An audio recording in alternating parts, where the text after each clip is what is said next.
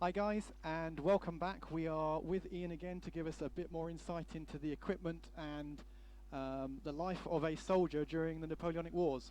So, sorry Ian, go on. Indeed, and I have here a reproduction of a French Napoleonic Fusilier's jacket.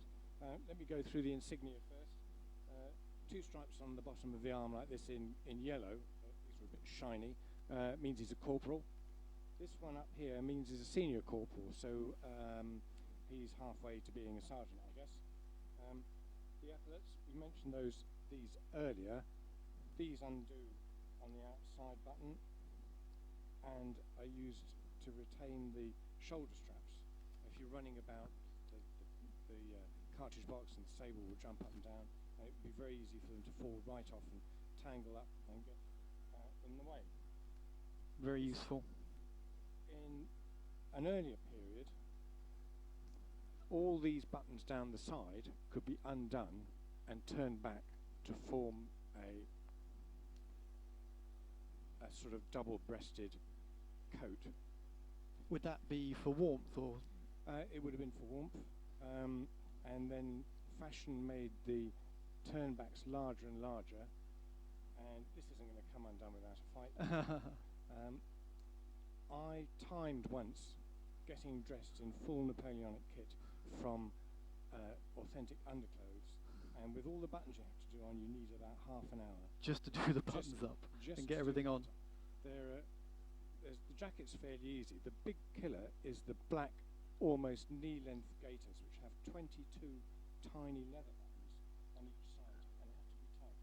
So that's the front of the jacket turned back, and then the lining, as you can see, is white wool. The whole thing is made of wool.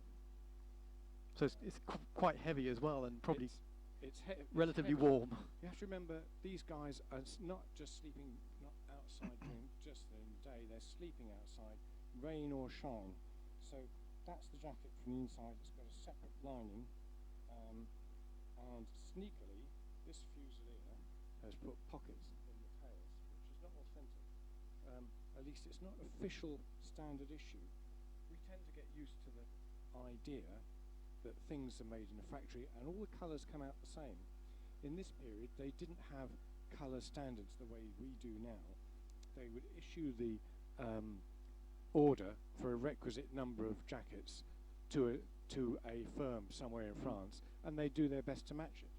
So there'd be subtle variations in all the different bits that came along. Very subtle variations. One of the things I was hoping to show you was that there was a level of fade between the turnback and the rest of the jacket, and it hasn't happened on this one because it's a fairly new one. But I've seen. But yeah, sure, the sun would fade the colours and whatever, just normal use, yes, wear and tear. I have a jacket which, sadly, I didn't bring, which is a brown infirmier jacket, medical orderly, and it was chestnut brown originally, and now it's almost grey where the sun has faded it away. Well, at least it's not covered in blood.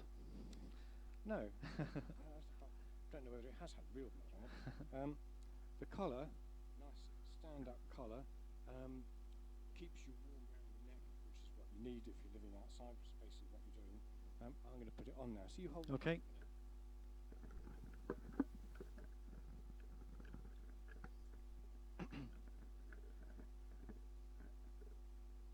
Very smart. Oh, thank you very much. I have noticed that you get more than the usual number of second glances from ladies of a certain sort. And then you get these hooks and eyes to drop down the front. Are those hooks, they don't look authentic, are they something you've made to make it easy to get on and off? They did use hooks and eyes, but these are modern hooks and eyes. Right. And one eye and hook goes on one side, and then the next pair go the other way round. Okay, so that's particularly fiddly to fit. It is particularly fiddly to fit, and I'm not sure I'm actually going to bother. Let me tell you we may get it on by the end of the battle. We'll get it on by the end of the battle. Now then, people sometimes wonder why they use drums to get the guys to march instead. Was it really that vital? Imagine a column of 10,000 men, which is the number of infantry you might get in a battle, quite reasonably. If there is a 3-foot gap between them, let me just turn you around that way. Yep. Say we've got a gap that long, multiply that by 10,000 all the way down, and it's going to take the last guy in the line ages to get onto the battlefield. Yep. But let me turn you around again. if you march in step, I can march this close to Ian, and the last man gets onto the battlefield sooner. So the drum and cadence marching, an invention of Frederick the Great of Prussia in the 7 Years' War, was a military necessity. It effectively condensed the formation, so it took less space. Formation, you get the men on the field quicker, and it means you can deliver more lead to the enemy than he can to you in the same amount of time. Vital stuff. Now then, let's look at a shaker. It's so hot under these lights. Take this off. At least you're not fighting a battle with it all on. No. I'll take this for a second.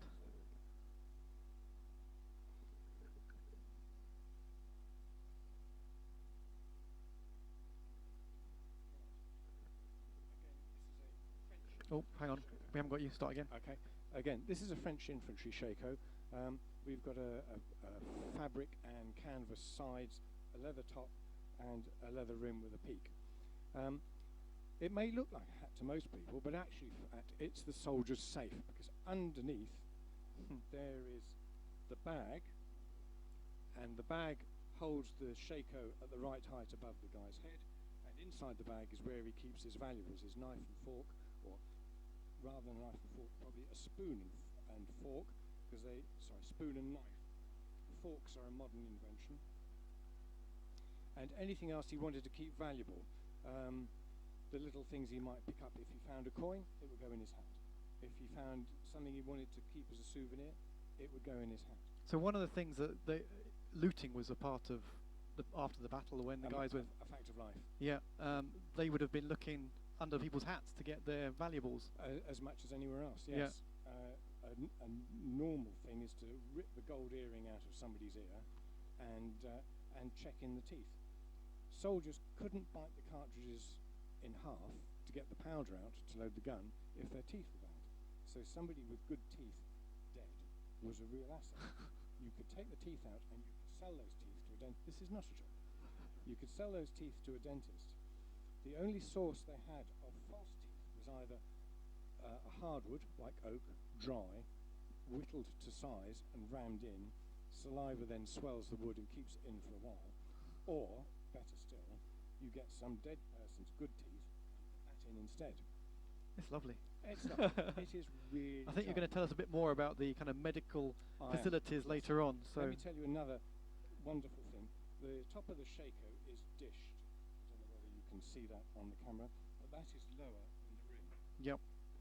A favoured trick is to stand in the rain with your head perfectly level and still until the officer comes past, and then you dip everything forward as if to bow. Bow at the officer. And sorry, I've made you all wet from head to toe. One of the things that you were telling me earlier that I was quite surprised about is that there was not really a camp. These guys were not sleeping in like an army of tents. Yeah. The only time officers would have had tents, if they were lucky, the only time the army went into tents was at a siege or in an established camp. The Comte de Boulogne, when Napoleon was trying to mass the army to invade England, they were tented. We've seen pictures of them, paintings rather. But most of the time, the French army particularly would bivouac where it was, and you see woodcuts of soldiers in makeshift shelters that a tramp might make in a wood. It really was a hard way to live.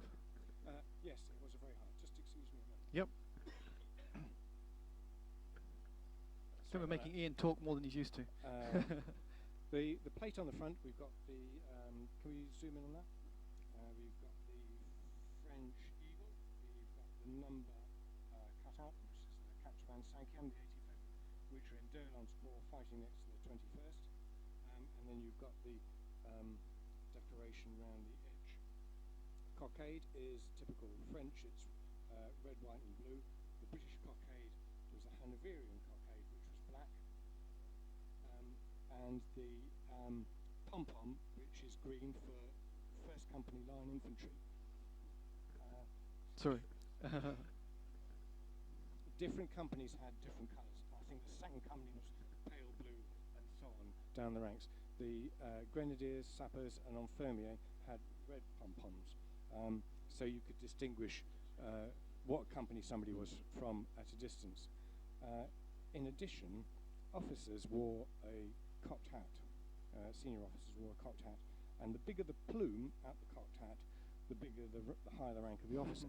And you might think it's vanity and silliness, but when you're in a field with 1,000 other people, I've been in a recreated French column of 1,000 people. The only way you can see over the tops of everybody is by spotting the white plumes. Yep. So it has a practical use yet again. And these officers, they would have been spaced out to show you the soldiers where they were supposed to be heading to get their positions in the line. Yes. Sorry, we're losing Ian's voice a bit.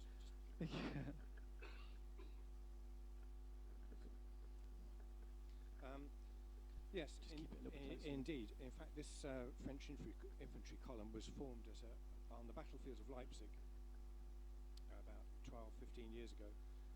They massed all the musicians, all the fifers in the centre, and the atmosphere with everybody anticipating a great attack was just phenomenal. And you get, with the uniform on and the gun and all the equipment, it changes your attitude to life. You're no longer wandering around a field as an individual. You are part of this group of power. It must be a big part of what they relied on to get these guys to do these things that are terrifying to think of now. Yes, absolutely. It empowers you enormously. Oh. Excuse me. I'll give you a voice of rest, Ian, and we'll go and have a look at the tabletop and see where things have got to over there. Thanks very much for that. That was extremely interesting, and the guys on the feed are really enjoying the detailed information. Thank you.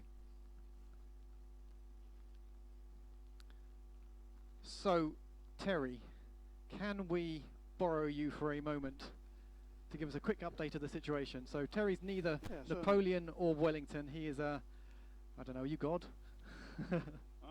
Yeah, that's me. Any questions, and I'll... So tell us what's going on now.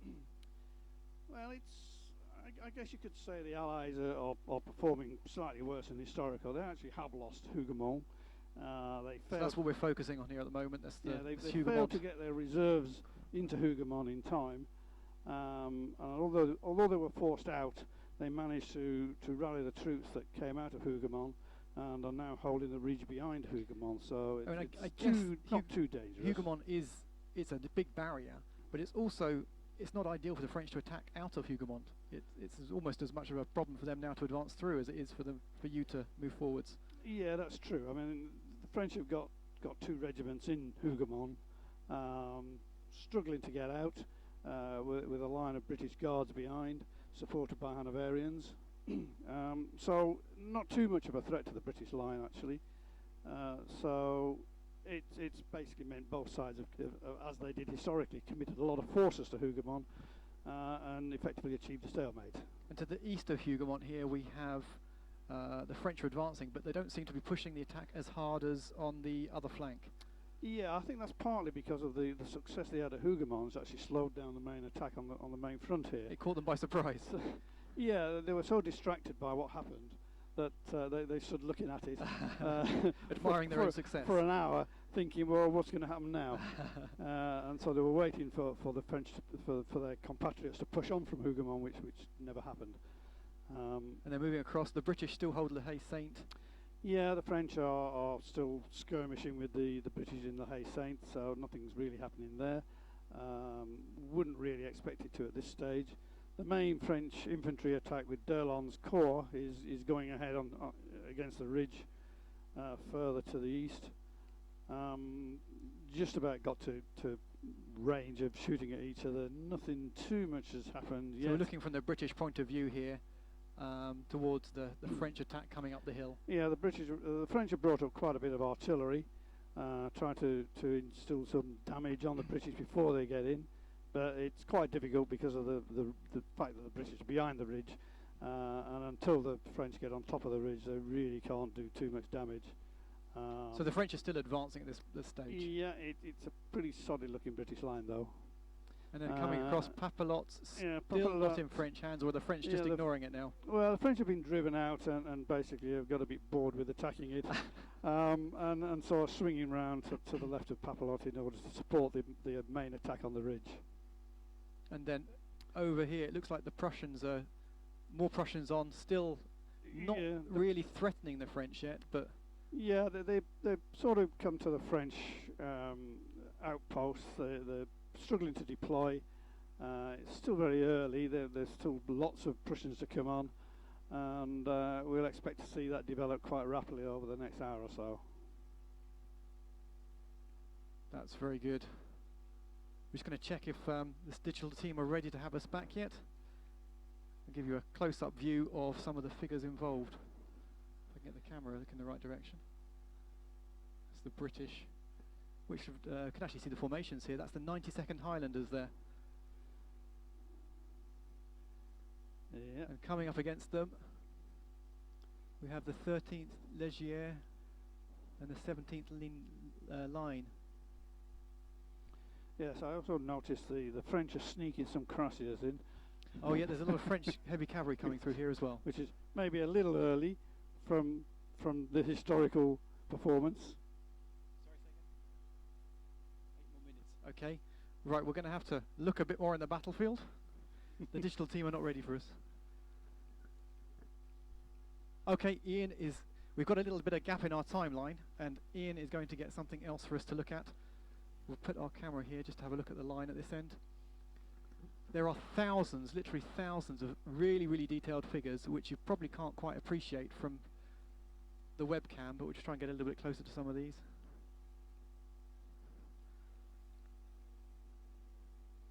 And every unit here is accurately painted and researched and named, all the regiments and battalions that were actually at the battle.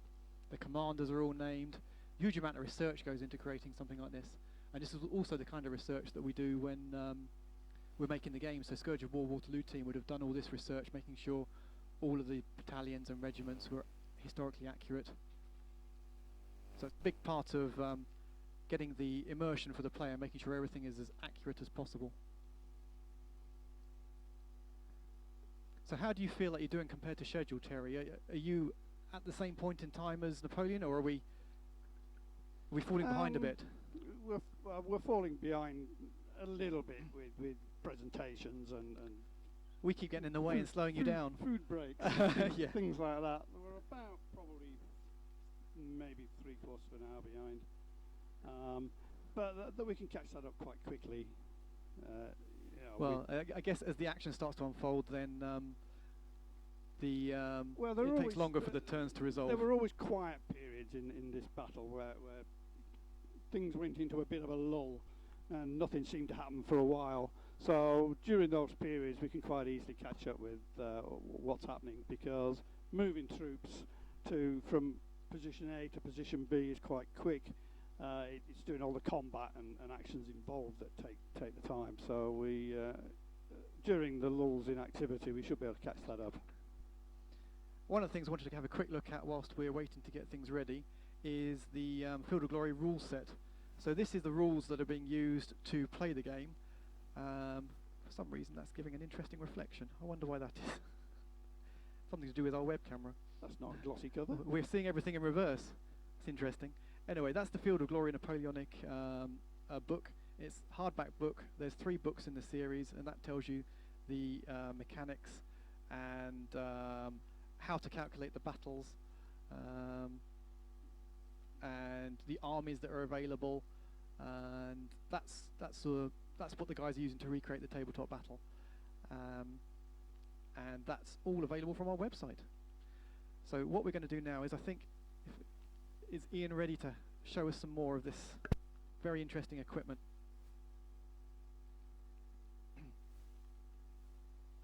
So Ian, shall I hold the microphone for you? Yes, please. That's great. Actually, let me swap hands. This is a count jacket known as a gilet. The one I showed before is properly named an habit long. Sorry, a what jacket? This is a gilet. Yeah. The one before is properly called an habit long. Okay.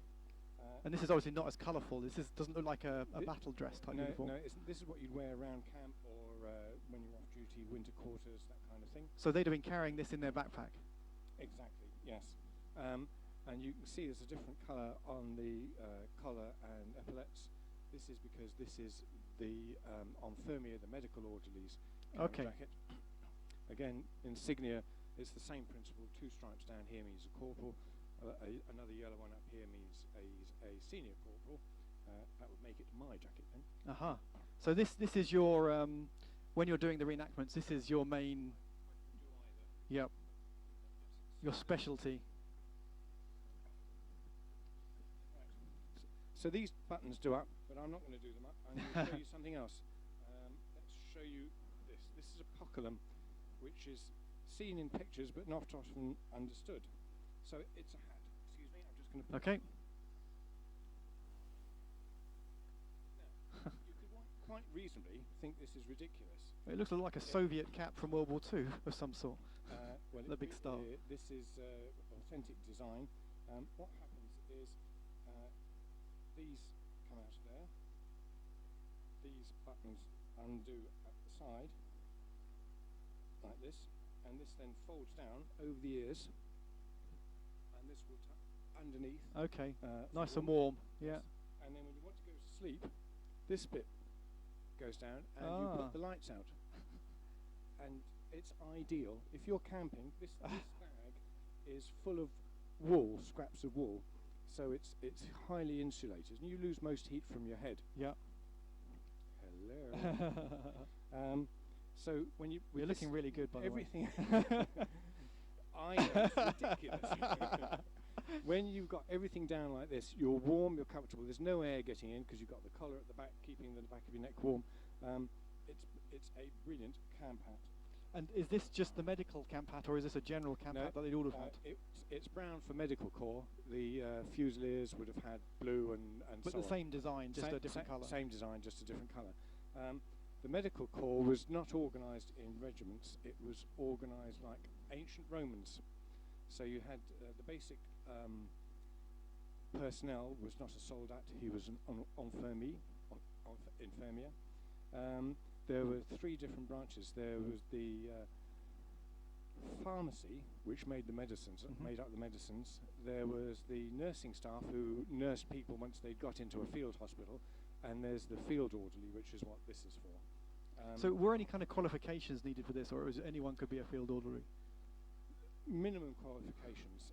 Pick up a body. Pick up a body, basically.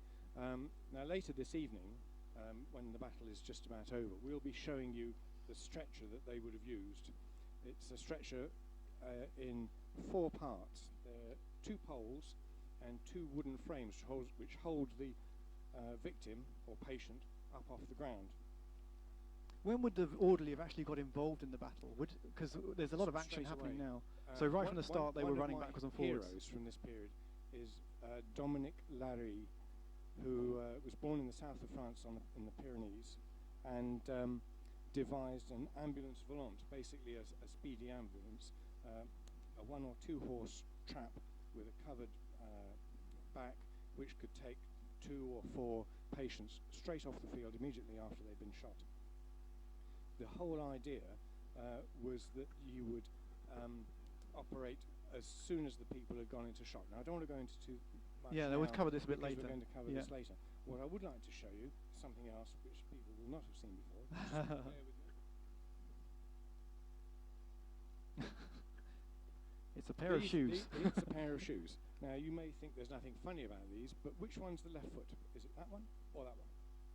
They're the same. There is no left or right foot with these shoes. These are French Napoleonic shoes. They've got half hobs on the heels, so no hobnails on the front part of the sole.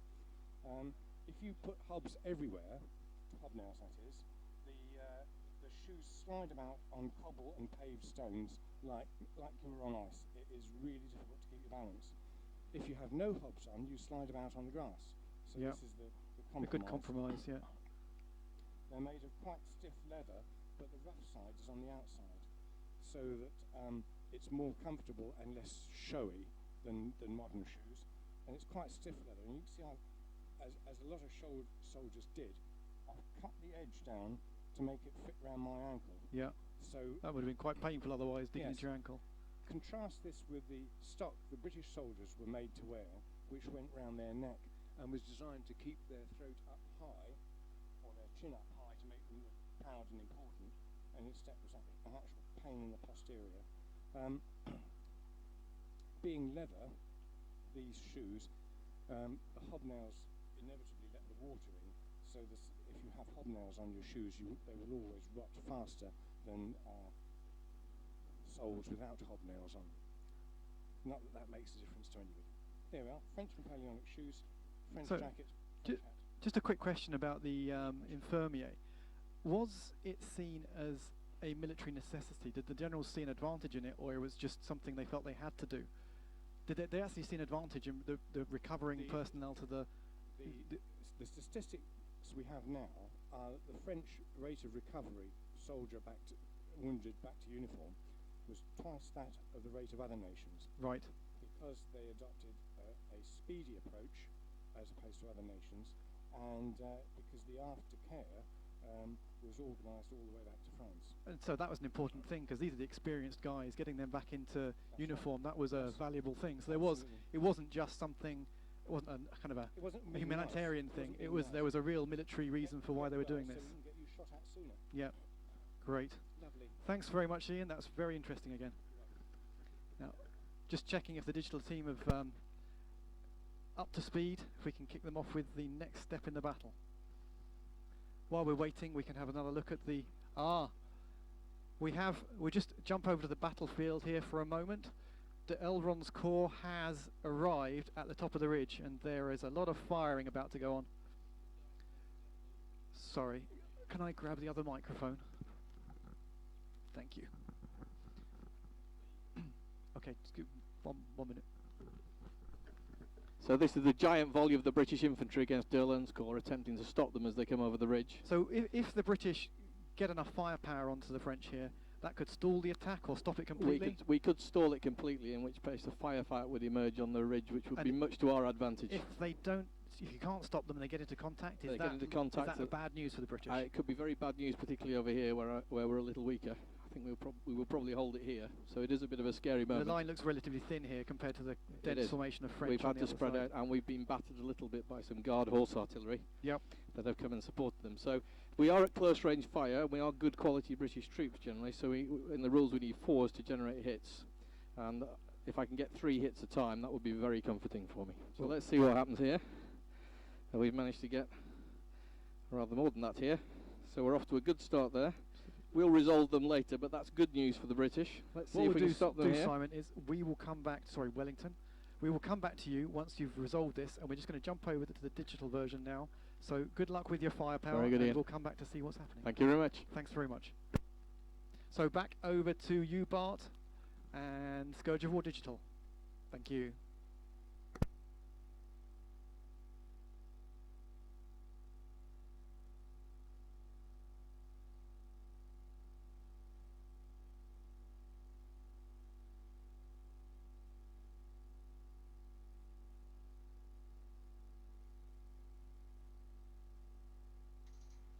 And here we are back to our digital reenactment of the Battle of Waterloo, and I've just been ordered to lead the cavalry charge against the British lines. So you're still playing as the French at the moment? Yes, correct. So where are we right now? We're doing the Battle of Mont-Saint-Jean. Yeah, Okay. it's the cavalry attack. Okay, we haven't actually seen much cavalry combats up to now, so this will be an interesting one to see. No, we haven't. Cavalry is extremely difficult to master, actually, and I must admit I haven't really mastered it myself. I mean, even historically, cavalry tend to... They were very unpredictable. Exactly. The British were famous for being unreliable. Ian was mentioning that earlier.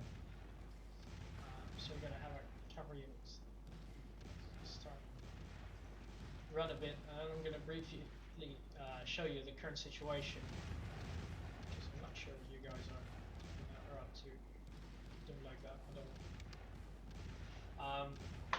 So if you take a look at the map here, we can see where we are operating. So We can see a lot more troops in this scenario. Yes. This is a lot of troops around. So we got La Haye Saint over here in the center, which we fought over in the previous scenarios. Yep. We got Hougoumont to our left, and we're in between those now. So we got the cavalry from here, and we have to take these locations. As a kind of modern person used to more modern warfare, the idea of walking between those two occupied towns fills me with dread. But as Ian was saying earlier, the ranges of the weapons were pretty low, and it could be done without too much fear of being shot from the flank. Exactly.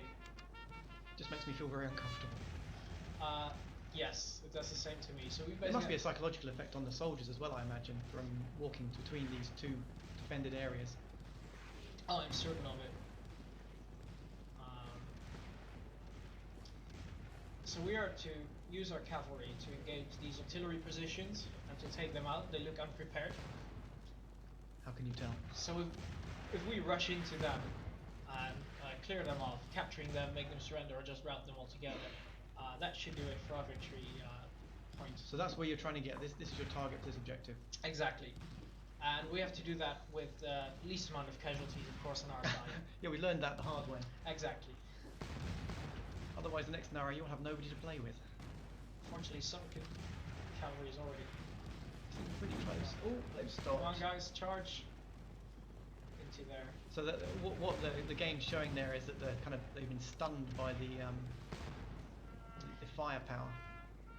The charge is hesitating. They need to charge home. Get them in there. Come on, charge. Oh, the artillery's running away. They're limbered up. They're going to try and run. I can't see them outrunning the cavalry though. Feels like they left that. We got a charge going here, but unfortunately, as soon as we there's a lot of infantry get over support the around hills, there. we see the infantry support. Oh god, there's masses of them. The entire line's behind it. We got squares waiting for us. So this is this Ney's This is part of it. suicide. Well, suicide. His mistaken charge without infantry support, infantry and artillery support. This is part of it, indeed.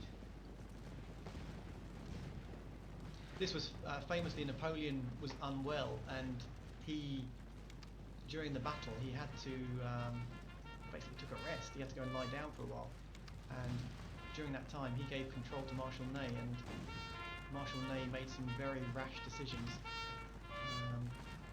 I need to grab Ian to get the more details about that. He can fill us in on what it was that that Marshal Ney was thinking, because I'm sure he didn't intend to send the cavalry to its doom. I think he saw the British withdrawing and Exactly. mistook it for a retreat and then sent the cavalry chasing after them, whereas they were just retiring to a safer position. So we're trying to bring up our cavalry. Some are very hesitant to actually get in there now. Unfortunately. So where are you? Where's your commander? I moved myself up very close to the front. So those I'm French over here. cavalry that are running in the other direction, is that a good thing or a bad thing? They are redeploying, unfortunately. They're not obeying instructions to charge these squares. I'm going to send them in again. This doesn't look like a very winnable situation. No. That's so up here. Where are we? That victory marker there. Yeah. In amongst all those squares, that's where you're supposed to get to. Yes. Good luck with that. And the order was also to engage any unsuspecting infantry columns. Okay, so you Yeah. can catch them before they get to square. Yes, but as you can see, they're not as unsuspecting as the. The ones that are unsuspecting are behind the squares, which makes it rather tricky.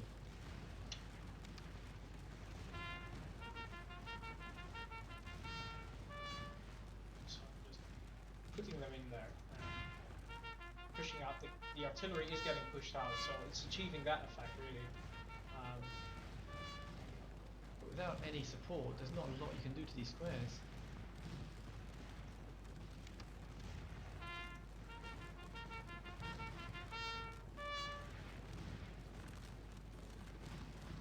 And because this is a realistic game, not a kind of a standard RTS, you're issuing these orders and there's a delay in them. It just Exactly. It's heartbreaking to see your men standing, not doing something and getting shot to pieces because they've got no orders. And here we can see we're intercepting messages actually from the artillery, from the enemy couriers that are being sent. So you're capturing their messages and you know what their orders are. Exactly. That's what those little pop-ups are. Yep. That's interesting. So you can So get they- intelligence on what the enemy's up to. Yes, so we can see that the AI is really trying to get its artillery to send to the guns to move out. It says here intercepted. Yeah. So we managed to do that. But it's all about the price you're paying for it. Yes, absolutely. So I'm going to have them retreat from here again. So we've done our job. We disrupted the So artillery. your mission was to destroy those artillery batteries. It's to and to let's bring up the briefing again because we started a bit before. So get into the menu. You see the battle information. Oh, so let me close that. Oops, there's too many, capturing too many messages, too many pop-ups. Yes, I get too many pop-ups at this very moment. The cavalry is too efficient at capturing messengers. really brave, but some are actually running away. Yeah, that doesn't look like an organised retreat. No.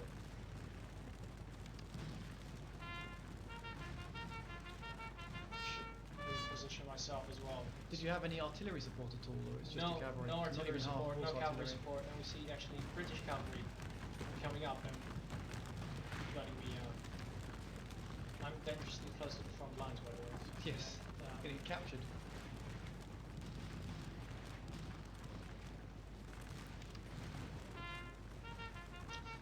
Right. So I was showing you the battle information,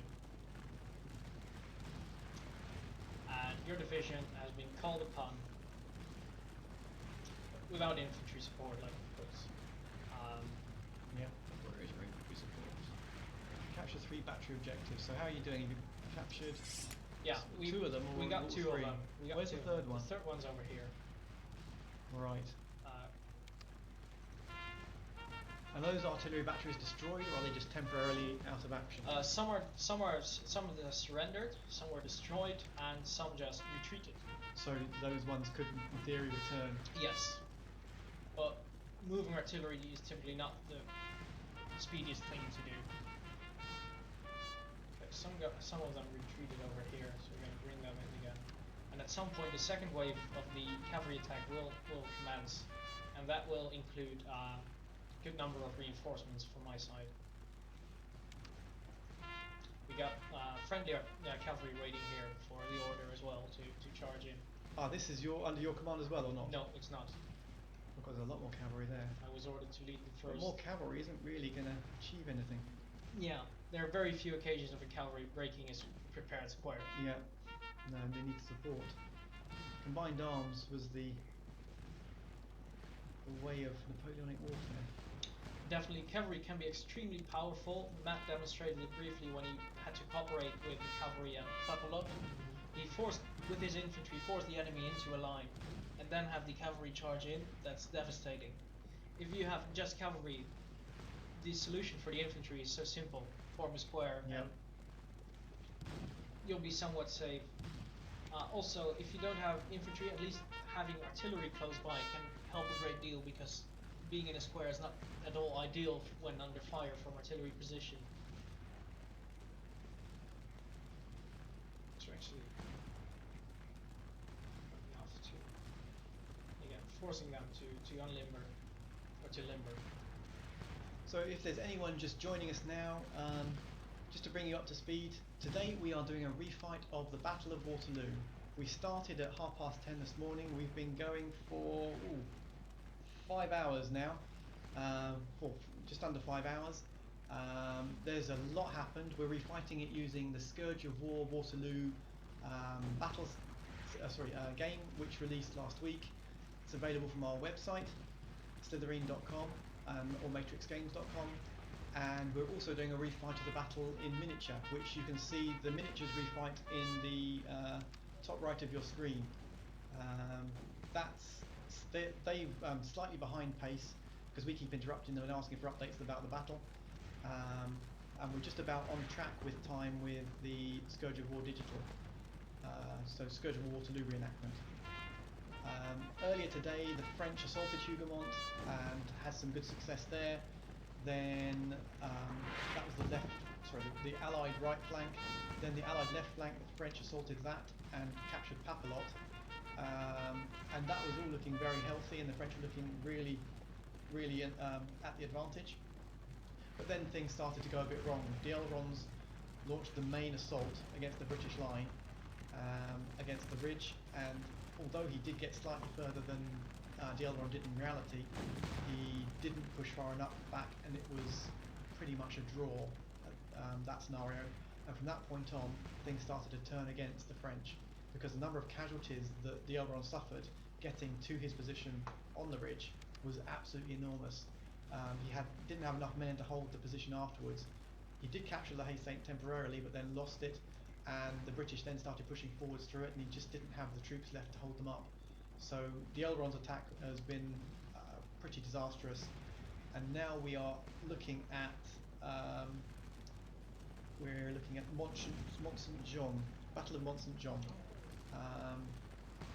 And Bart is controlling a pure cavalry force who were tasked with destroying enemy artillery ahead of a huge cavalry charge that Marshal Ney was about to launch. So that's where we are at the moment, and Bart is trying hard. Although, actually, have you captured all 3 victory points? Yes, I did, but they're not worth a whole lot of victory points themselves. Right, so to this scenario, it's more about the casualties inflicted and received then. Yes. And there's an awful lot of dead cavalry lying around. Yeah, it's so incredibly difficult, and you can see these squares. These are not the weakest squares even. These are guys that are prepared. Here they formed up in a line again. They got their own cavalry support as well for any counter-attack. They're starting to get confident and move forward against you.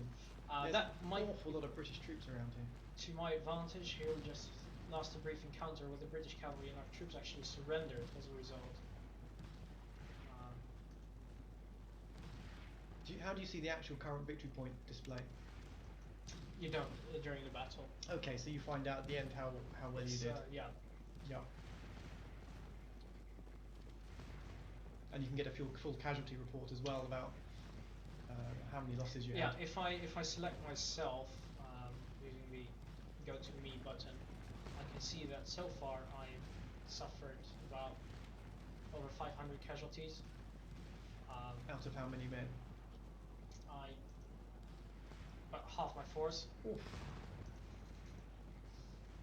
And these aren't light wounds, these are out of the battle, not going to take any more part in the day. Yeah. So we got the second wave being formed up. Luckily I'm not a part of that. I'm trying to reorganize now a bit, but it's tough going. I'm a bit disorientated. Can you just give us an Yeah, idea of what we're looking of course. at? So if I position my camera over here, we So got that's directly to our front we got La Haye Saint. La Haye Saint, okay. We got to our left in the distance we will find Hougoumont, Yep, okay. and we're in between those forces really. So we're using our cavalry to wreak havoc among the Allied lines over here. Oh, historical expert is back. Push back very quickly. Did have a question for you actually, Ian. I'm here. We Ask away. are looking at the attack on Mont St. Jean with the cavalry going forwards, and this was the attack that Ney launched, and I think, if I'm getting it right, when Napoleon was feeling unwell. I can't remember the details of how that all came about and why Ney launched this attack. I'm not sure where we are on the battle. Right, so that's La Haye Saint. Okay. This Right. is the French where's cuirassiers pushing forwards. Ney thought he had us, basically. What gave him that impression? To save casualties, the British line was ordered to withdraw 50 or 100 paces to the rear. Ney saw this and and didn't realise it had been ordered, thought it was an involuntary, thought we were starting to retreat, the ordinary soldiers. So, on his own initiative, he summoned the cavalry and launched a huge cavalry attack against that part of the Allied line, which formed square individually. I think there were about 7 or 8 squares. No, there would have been battalion squares. There were 7 or 8 times the French cavalry came up the same slope to attack the infantry in squares, and every time they got beaten off. I can understand how he could make a mistake about misunderstanding that this was not a formed retreat, it was he thought the enemy were running away. Surely once he hit those squares the first time, Yes. what you have should to he have remember realised, or is it too late at that point? On the retreat from Russia, he was left behind in charge of the rear guard, and he survived, but the general consensus is he was badly met. Ah. Right, So I that did not realise that Is Ney had that issues. a technical term? Unpredictable, to say the least. Unpredictable, irrational.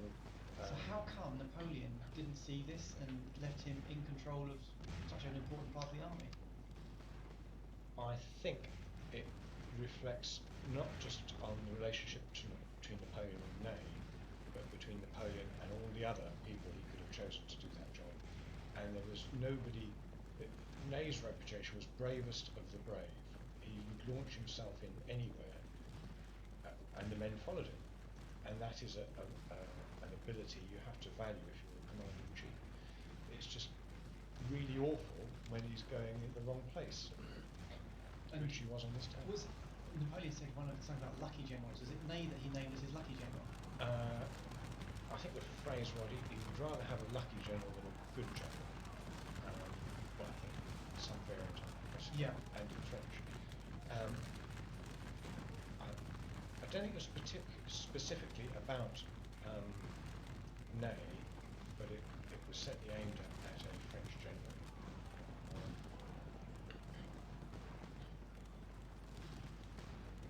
This bit of the battlefield is swept clear, isn't it? Yes, there's not an awful lot of men left. I'm trying to reorganise my Earlier, troops. when we were looking at the Bart's cavalry had got near the British line, there were just wall-to-wall, battalion after battalion, cavalry, artillery, and now they're out of sight now.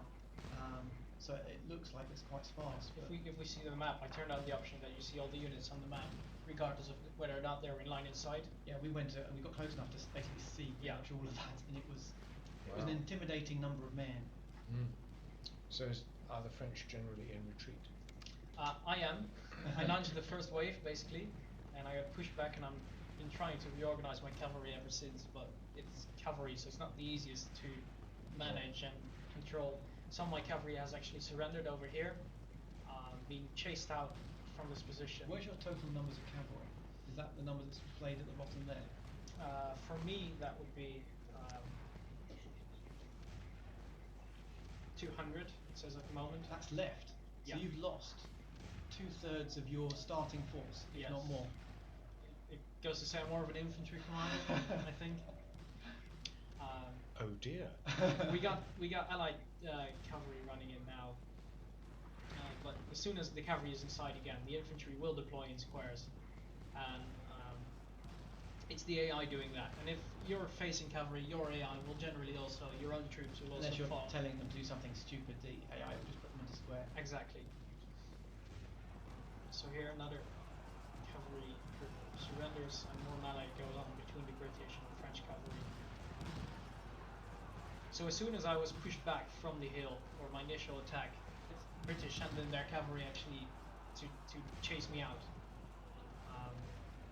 They're doing major damage now. Is there an option to have a less intelligent computer? Difficulty settings? So that you can make the AI less intelligent and more.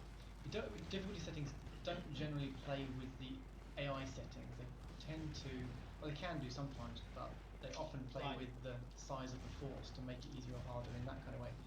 How does Scourge of War deal with Scourge of War is extremely flexible when it comes to difficulty settings. There are two ways of changing it. You can set like the realism settings, in which case it gets more difficult because, for example, in the most extreme setting, your camera is tied to your general location. Yes, that's so you don't have this bird's eye view that we have now. You would have the commander view. They call that HQ in the saddle modes. You have it about this. You were mentioning this earlier, Ian. So when you were at, that was it, not the Hay Saint, it was La Belle Alliance. La Belle Alliance. You couldn't see Hugon. No. And obviously, it's not very good for us showing off the big picture of the battlefield because there's a way you can play. I understand that. It's just I thought we were winning as French, and I come back having had. It did seem to be going better earlier. This is like Napoleon and Ney, isn't it? I'm Napoleon, you're Ney. I go and have a bite to eat, and I come back and you lost the battle for me. It was that the Elrond's attack where it really started to go wrong. You know that little island I was exiled on? Guess where Right. you're going next. In that assault with Elrond, he lost so many men that the following scenario, he just couldn't stop the British. Exactly. Got kicked out of the Hay Saint and Oh dear. rolled over really. And it's not really been getting better since then. And the Prussians haven't even arrived yet. No, not yet. So here it should be like the British infantry can't go forever against these guys. So is that infantry or cavalry? cavalry. Alright. Let's say infantry out there surrounded by all this Yeah, crap, no. shouldn't stand much. No, of a the chance. infantry is waiting in safe distance in square while the cavalry or the artillery is firing. There's a great line of fire. So this is going to probably be wrong.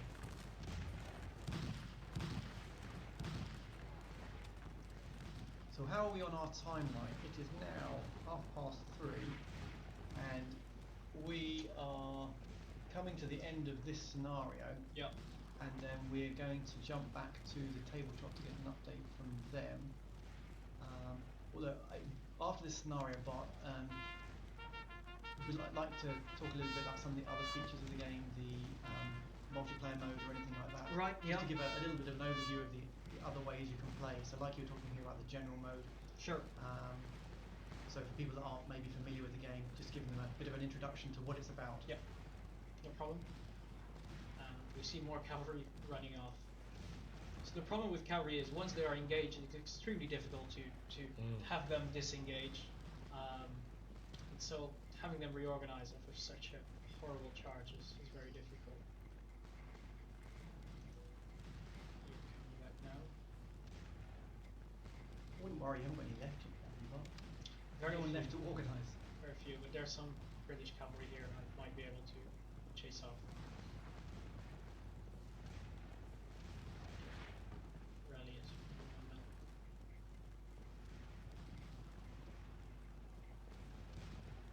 So that's the Huguemont over there in the distance. Yeah. So at this time of the day, what was happening at Huguemont? We're about 4:30, or in European time, we're just about 4:30.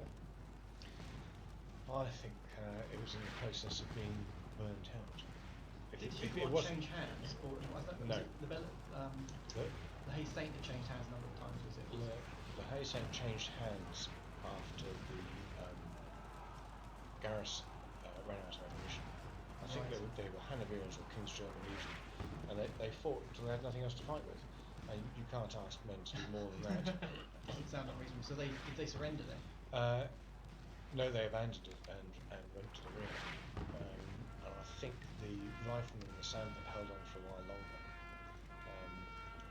But this was when it came to the real crux, and what Napoleon needed was a cavalry and infantry combination to deal with the squares on the hill. Cavalry, artillery, infantry combination to deal with the squares on the hill. And he'd run out of men. And with the Prussians coming in on the flank, the eastern flank. So his reserves that he'd held back, he couldn't afford to allocate here to push the attack because he needed them to face off against the Prussians. That's right. Yes.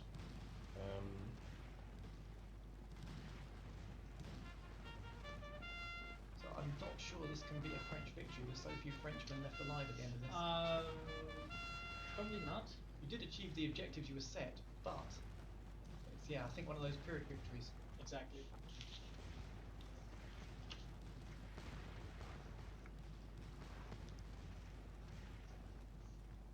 And we all know who King Pyrrhus was, don't we? I'll take that as a yes then. That is, yes. I can't remember the full story though. He won a battle and lost a war or something along those lines. He was- He was fighting against the Romans in southern Italy. He was a Greek king, and he did generally beat the Romans, but they didn't actually give up, and he lost so many men in beating the Romans that he was completely rendered incapable of carrying on. And he had 2 or 3 battles like that, hence the term Pyrrhic victory, a victory but one which was extremely expensive. Something the Romans were very good at, just throwing army after army at you. Well, yes, it was a life or death struggle for the Roman state, and although he was a Greek king, it was a Greek colony in southern Italy that he was king. So that's showing a victory point marker there on the Hay Saint, is it? Is that? No, this is the marker that shows that this is an occupiable building. Oh, okay. And the number in there shows the capacity. It's up to 1,000 men. Yes, It's a decent number of men. So. Maybe standing on each other's shoulders. Well, it doesn't mean that all of them would be able to fire, of course. There's only so many spots on the. Sure. But yeah, if you're afraid of running out of ammunition, ping in more men with more ammo. I love the way the cavalry stagger back with exhausted horses, presumably, and then gradually reform a line. Yeah. How is morale and fatigue and those kind of things covered? Right, so morale and fatigue can be seen per unit with these bars over So here. looking surprisingly happy, both of those. Yeah, they haven't seen a whole lot of fighting. They're too afraid actually to engage these guys.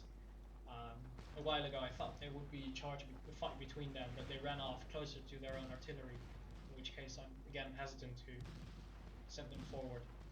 So I'm not sure what to do at this point, to be honest. But so morale is affected. Like, are you under fire? Are you under fire by artillery or by small arms? Are you being flanked, or are your flanks secure? How long have you been fighting? And what's the ratio of casualties inflicted versus casualties gained? So all these things weigh into it, and the quality of, is there a commander nearby, of course. So helps as well. do the different units have different kind of inherent morale levels and qualities? So some units are tougher to rout than others? Yes, definitely. And this is based on their like historical, how well they handled themselves historically. The same goes, for example, if we select let's select a, we don't have any infantry unit to show here, but if we select a unit and we bring up the status, you can see all the modifiers that go in there. Quite a lot of detail in here. So we've got number of men, morale, fatigue, ammo. So ammo for cavalry, they wouldn't fire from horseback, would they? Or In this case, no, they wouldn't, or they wouldn't in but general. some of the cavalry could dismount. I mean, dragoons quite often dismounted in fought. The cavalry weapons, dragoon pattern musket is the technical term, I think, is equipped with a ramrod on a hinge so that you couldn't drop it. Okay. So that's clearly designed to allow them to fire from horseback, but in practice it's even shorter barreled than the infantry musket, and it has less range and it was less accurate, so not much point really. I mean, they're good for going in and seizing unoccupied terrain and holding it till the infantry come up, but otherwise really they're best with the arme blanche. Right. Going with this cold steel. Don't like it up 'em. So that was a major defeat. So we're getting On our worse and end. worse, aren't we? We are, yes. So Major it's, victories to draws to major defeats. there's one good thing in there, that after the next mission we'll be shifting perspective to the Allied side. So we're joining the winning side again. Okay, that's the best way to make sure you always win.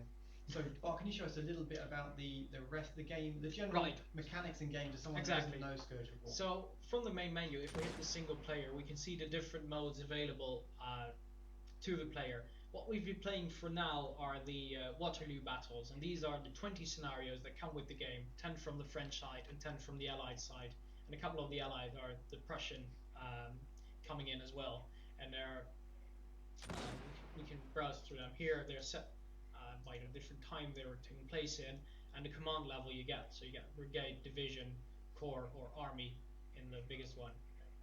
So this one, for example, would be the entire 9-hour full battle where you have full control over the French army.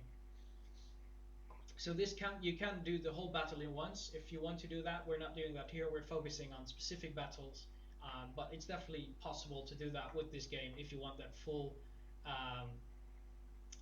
Fix. recreation. Yeah, exactly. It does get like a drug, doesn't it? It Really? definitely, yes. No, it's it can very be. addictive. Once you've started, other things seem to go out the window, don't they? So in addition to that, we got sandbox battles as well, where you can more quickly set up your own battle. So I can now very quickly, for example, generate one. So you select the size of the battle you want.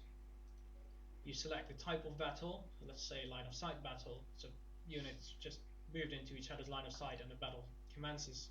You can set if you want to have victory points somewhere or not, or set it by game length. So we fight 10 minutes who has the highest score. You can set it as you like, and then you choose which commander you want to be.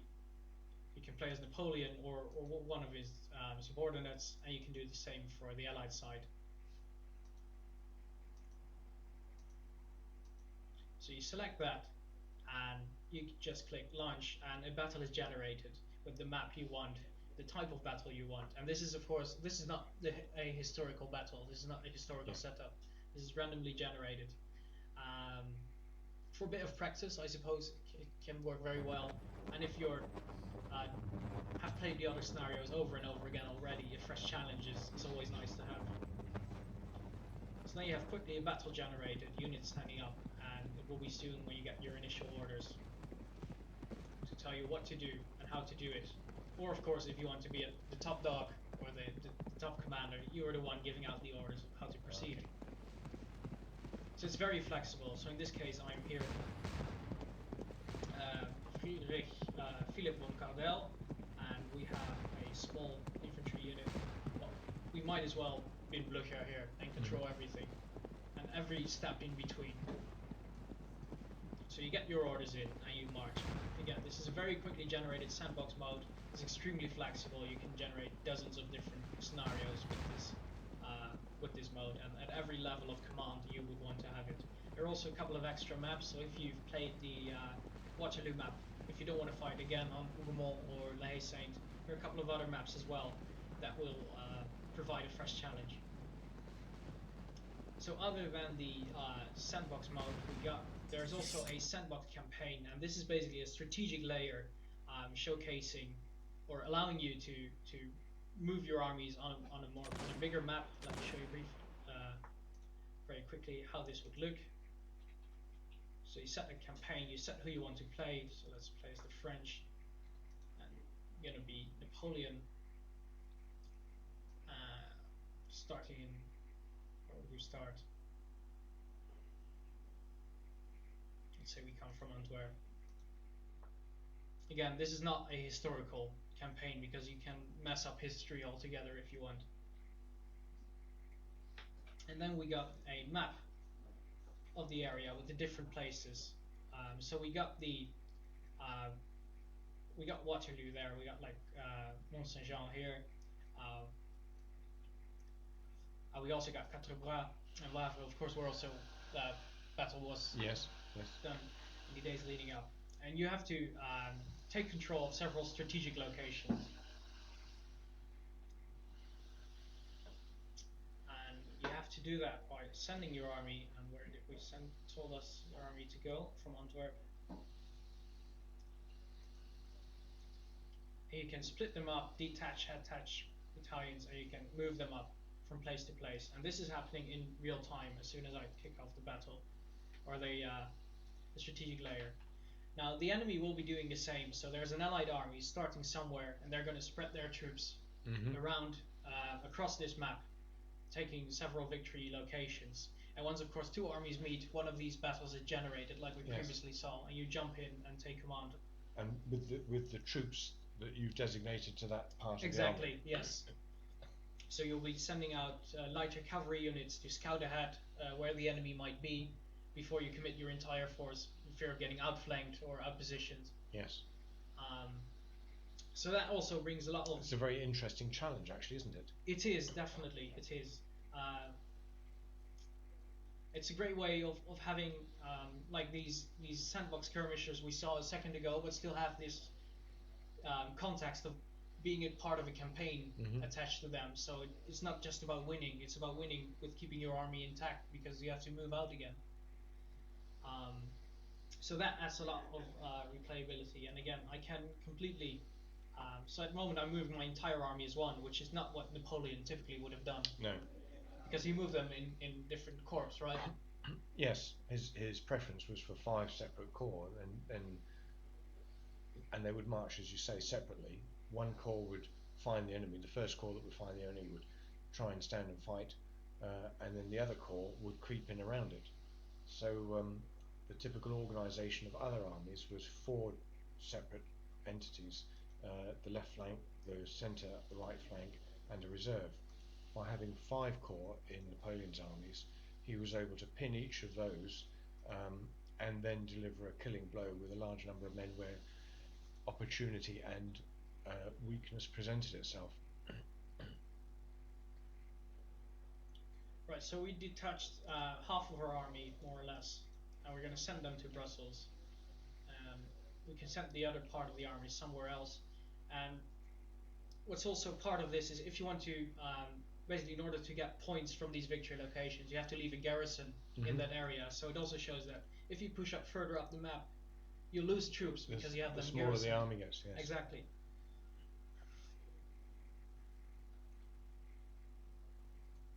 And again, so you can detach and attach different units. So we got an army marching on Brussels. So here the army is represented just by a single sprite. Of course, when the battle commences, you get a battle like we've seen before with the hundreds and sometimes thousands of sprites being there. Is that what you call them? Sprites? Sprites is the technical name for 2D images on the PC. As opposed to a water nymph? I suppose so, yes. So that's basically, in a brief overview, the sandbox mode. And we got a very long video, about 40-minute video, with Matthew from North of Dev explaining all the mechanics and going in much more detail than we can do at the moment. So be sure to visit our YouTube channel for that video, and you'll be able to get a lot more information and a good example of possible play strategies from there. So we're going to quit this one for now. Then there is left the multiplayer mode. Multiplayer is also extremely flexible. You can play with up to 32 people, well, including yourself, so 31 others. 31 others, exactly. So you can play 16 versus 16 in a battle, and you can send your orders out or communicate with each other using this courier system we touched upon earlier. So instead of talking to each, well, if you want to have a more classical multiplayer experience, you can still go on Skype, talk to each other, etc. But if you want the real battlefield recreation, you will actually type messages to each other and have a courier send them from your location to the location of your ally. Yes. And hope they won't get intercepted, because in that case, of course, your strategies will be picked up by the enemy and they can use them to their advantage. Right. So that's briefly the different modes that this game has to offer. It also comes with a printed manual, and I think we got one over here. So if you're new to the game, we definitely advise you to read this thing. Oh, it's a bit visible. So if you buy a box copy of the game, you get a printed manual. It has over 100 pages of information, not just explaining how the game mechanics work, but also explaining different tactics or strategies that were used in Napoleonic times that you can recreate in this game for maximum effect. So it might be worth upgrading to a box copy if you're interested in that. If you just want a digital copy, of course, you can get that as well. This will be available as an ebook, so it will be installed through your installer, and you'll be able to open it from the game launcher. So it's, you can even print it yourself if you want.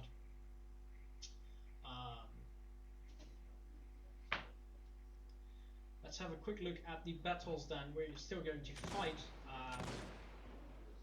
today. So far we have done this battle, the first battle, where Matt chased the British troops out.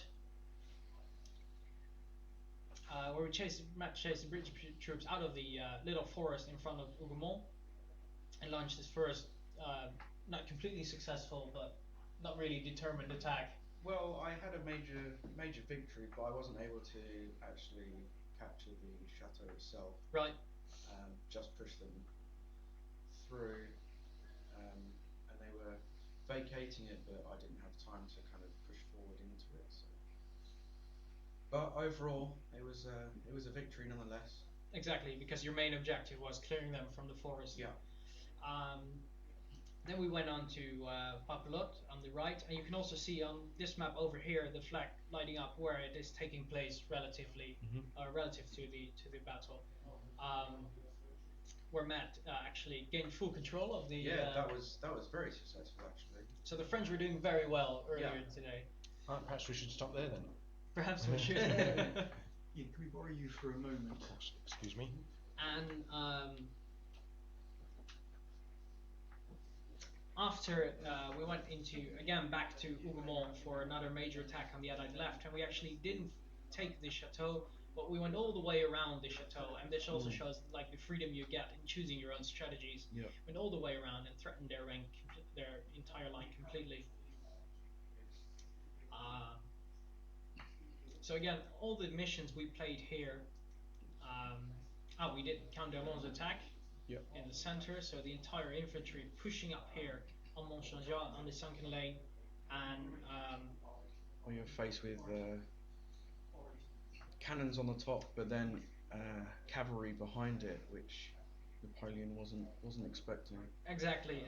So we managed to get our squares lined up there and hold out pretty long enough to get a victory, but in the end, over the course in between this scenario and the following one, we were pushed back, and with all the units we had remaining, using the carryover mechanic, as we call it, we had to again launch a second attack on the Saint, which Did not go so did well. not go so well. No.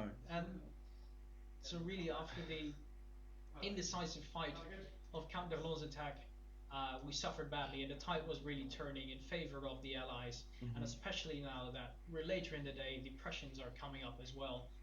So we have a slight hiccup. We've got journalists just arrived, so we have to cover for us for another couple of minutes. Right. So we had that done, and from where after which came my just very unsuccessful cavalry charge. You were running all about the place. I was running all about the place, and I thought the artillery was relatively unsupported. You go over the hill, you see the squares just waiting for you, and you panic. Yeah. At least I did. Much like they would have done, I think. Well, they should be professionals. So later today, let's see, how long will it be before we kick off the next one? About 10 minutes should be before we kick off the your scenario, Max. My next scenario? Exactly, where you'll be defending the area in front of Plassinois against the arriving Prussians. So that will be first contact with the Prussians we'll have in about 12 minutes time. Yeah. And whereabouts did the Prussians come from? Where did they pull in from? if we see the map over here in this area, we can see the Prussians coming from this general area. So they come in from the east, they move through their lines over here. We got the town of And that's where I'm defending there. Yeah. So having done that, we're now going to quickly check in with the board gaming room where they play the Battle of Waterloo. Hello and miniatures welcome game back using to Scourge of the tabletop Waterloo. reenactment of Waterloo, Field of Glory Napoleonic rules being used. And I'm here with the Prince of Orange, and he's going to give us an update on the situation on the Allied right around Hougoumont. So. Hi, Ian. Yeah, well, had loads of confidence in retaking Hougoumont. Unfortunately, battered in with all the guard units. I remember you saying there was no backup plan because we didn't need one. Wow, I suppose that was one way of putting it. Yeah, I didn't get in, unfortunately. Very close, but got forced out. Now reformed on the ridge behind Hougoumont. Got a small problem on the far right where some cavalry coming up with a combined arms attack with infantry. But I think I should be able to hold it. There's a square on the end of my line. Doesn't look too bad. Although I Doesn't see you've look been too beaten back, you don't seem to have taken too many casualties. No, it still leaves a solid line. Everything's rallied up, is fresh, feeling fresh again. There is some exchange of skirmish fire with Hougoumont itself, but at the moment everything's looking okay. He's started an attack between Hougoumont and the Haysons, which again, I've got fresh troops on the ridge. I'm hoping I can beat that off as well. You've got plenty of reserved cavalry as well. Plenty of reserve cavalry. I might need a little bit of that on the far right, but we'll see how we go for the moment. Do you want to well, thanks very much speak for the to update Wellington? on the right. Can we hand across to who's controlling the Allied left? Wellington, are you in command of the Allied left? Thank you, Ian. Yes, welcome back, Wellington. We've had quite an exciting time since you were last here. Last time we were here, there were a lot more French. An awful lot more French, yes. They ploughed up the hill and we stopped pretty much all of them at 100 to 50 paces. So none of them actually quite made it in, which so there was no combat. The British firepower just the firepower stopped them in their tracks. Dead. Then there was a bit of a firefight back, but pretty inadequate on their side, and we were pouring overwhelming fire into them. So we've managed to break the majority of D'Erlon's car. I mean, in history, the French didn't push through here, but this seems like even more of a defeat than the French did suffer at the time. It's probably even more dramatic in this particular part of the battle than the actual historical one, although the general theme that they made it to close range around the sunken road but didn't quite get in is the same end result. We, however, now have got the squares all forming up here because there's a gigantic mass of French cavalry coming through this gap now. We have 4, I think, demi-brigades of cuirassiers. We can see the high plumes of the Guard Chasseurs à Cheval, so the Empress cavalry is Dragoons. coming in too now. We also have the Guard Lancers coming over here, so I think he's got it in for me actually over this side. He seems to be bringing everything over towards this zone at the moment. It's like a bit of a throw of the dice by Napoleon. We'll he's talk really to him going for about that in a moment. And over here we've had a little bit of a fracas. My cavalry continue to suffer with these lancers, and we may get slightly overwhelmed, so I could do with some Prussian assistance before too long.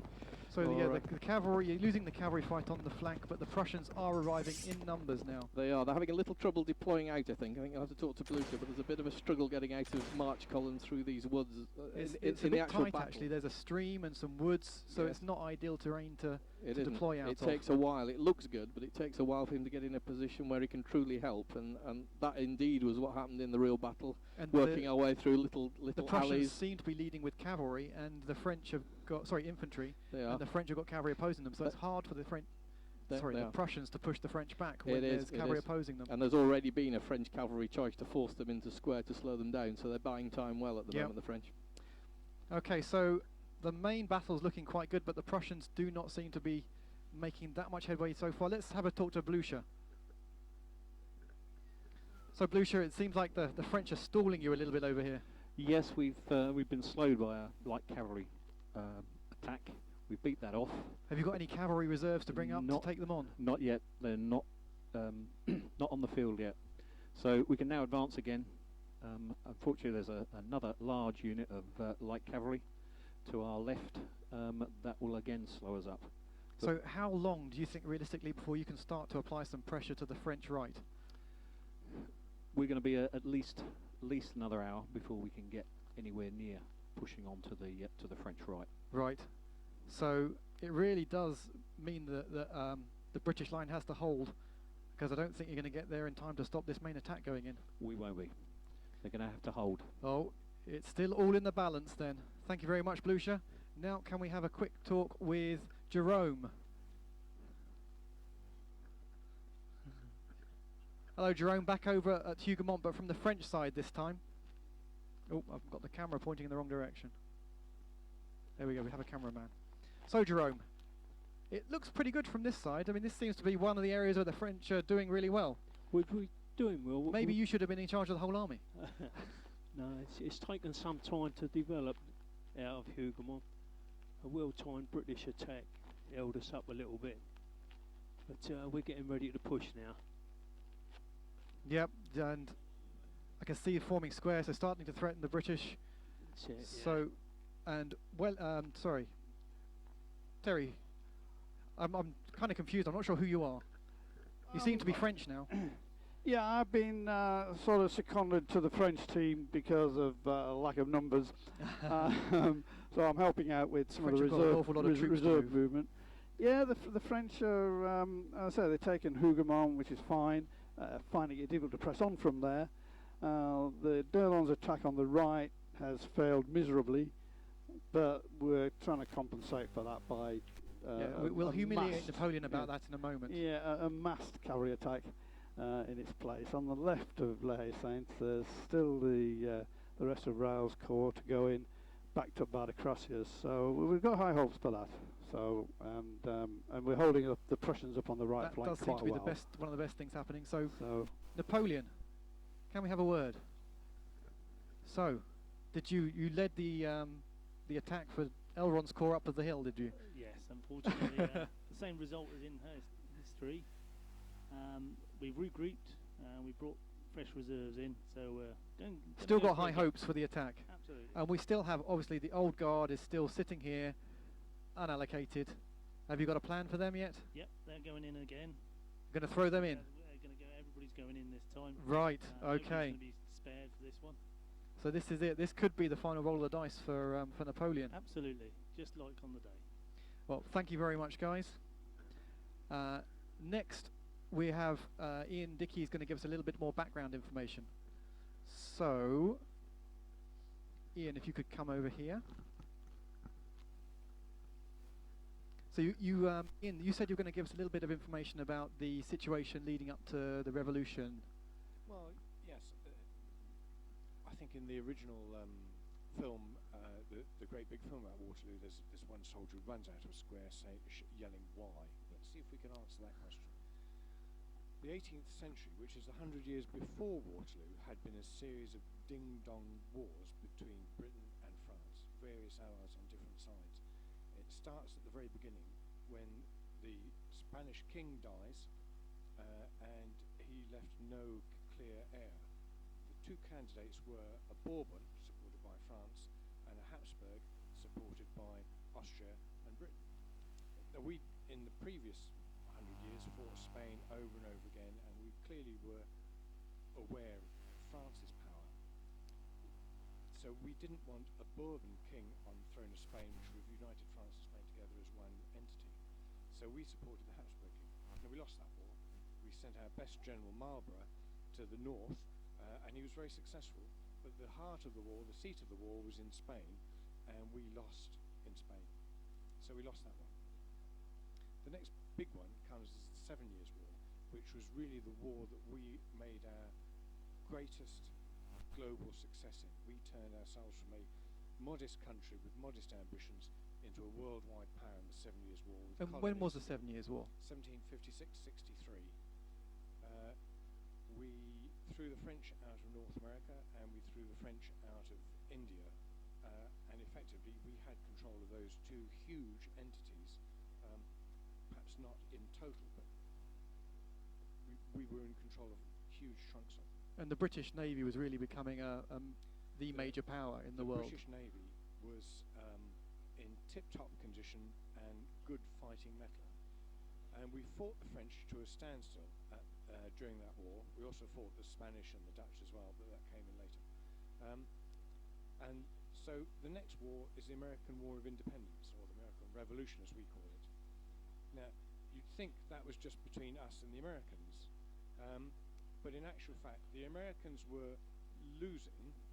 They'll argue about that, but they were losing until the French. I think our American listeners will have an argument with you about that point. Until the French started supporting them, and the biggest battle in North America. Sorry, we're losing you a little bit, Ian. Keep it closer. The biggest battle in North America. The smallest army was British, and the largest army was French. And the French Navy defeated our Navy at the Battle of Chesapeake Bay, which meant that we were no longer able to ship troops up and down the American coast. So we lost that one. But in the process, France was nearly bankrupt. Then came a failed harvest in France. And let's think now of the French political system. So what year are we in at the moment? We're in the 1780s. 1780s, okay. Okay, so it's the run-up to the French Revolution, 1798.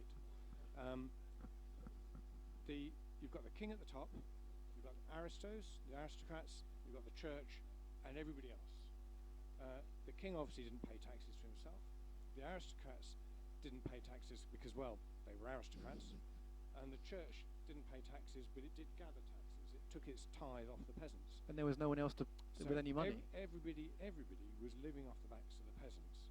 The peasants didn't have any say, any means of redress, any means of complaining, unless the king called an assembly, and he didn't. So it simmered and it bubbled and it boiled and it burst out in the French Revolution, 1798, 99. And with a lot of revolutions, there's a period of total chaos, and then out of the chaos comes a regime which is worse than the one they replaced, which is the Revolutionary Committee in France, which is where they chopped off heads left, right and centre, rule of mob on the streets in Paris. And how was France going to get out of that? Enter stage south this young man from Corsica who came from not a noble family, but a family that supported revolutionary principles. His family paid for him to go to Paris to join the military academy where he learnt artillery. That was his craft. And he was sent off in due course to Toulon, where royalists had taken control of the city, and the revolutionary French were besieging the city, and because England was a monarchy, we were supporting the royalists. Let me step back a minute. When the Revolutionary Committee took over, the monarchies surrounding France declared war. Pretty much all of them. They saw this as a threat to the basic idea of the monarchy. To the establishment, monarchy, the aristocrats. England declared war, Spain declared war, Italy was part of Austria, and Austria declared war, and large parts of Germany declared war. Because their fear was that this could spread to their nations as well. It was potentially an overthrow of the status quo, similar to the one that we feared after the Russian Revolution. So, Napoleon was successful in Toulon. He usurped his position as an artillery corporal and basically took charge and won the battle for the general at the time. He was recalled to Paris and made contacts there, including a liaison with a minister's former mistress, Josephine. The next thing that happened is that he sent off to Italy to try and win battles there because they were fighting against the Austrians. The troops hadn't been paid, they had no equipment, they were really struggling. And he did. He renewed their revolutionary fervour, and the poorly equipped, poorly paid French soldiers managed to beat the Austrians repeatedly, several battles. He was now perceived as a threat by the committee in Paris, and they thought, what can we do with the threat? We can't try and suppress it because he's very popular with the army. The plan was as Machiavellian as it gets. We'll give him an army and we'll send him somewhere he's not likely to be able to come back from. They would have sent him to the moon if they could. What they actually came up with was to send him to Egypt. I didn't realise that's why he ended up in Egypt. Baked plan to interrupt British trade with India by cutting it off through the Red Sea. So he goes to Egypt, he wins the battles in Egypt, doesn't win all of them, and he's cut off by a massive naval defeat inflicted by Nelson at the Battle of the Nile. So he's stranded.